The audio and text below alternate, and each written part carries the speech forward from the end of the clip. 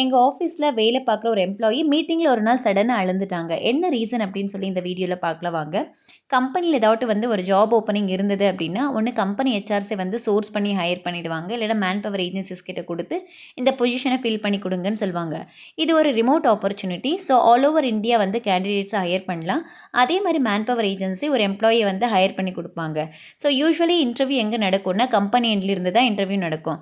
Usually interview process எப்படி இருக்குன்னா, 2 technical discussion, ஒரு ஹெச்ஆர் டிஸ்கஷன் இருக்கும். ஸோ ஃபர்ஸ்ட் டெக்னிக்கல் டிஸ்கஷனும் கிளியர் பண்ணிவிடுவாங்க. செகண்ட் டெக்னிக்கல் டிஸ்கஷனும் கிளியர் பண்ணிவிடுவாங்க. ஹெச்ஆர் டிஸ்கஷனும் முடிஞ்சுட்டு ஃபைனலி ஆன்போர்டும் பண்ணிவிடுவாங்க அந்த கேண்டிடேட்டை. அண்ட் 1 வீக் லேட்டராக இந்த ப்ராஜெக்ட் மேனேஜர் ஒரு மீட்டிங் கண்டக்ட் பண்ணுவாங்க.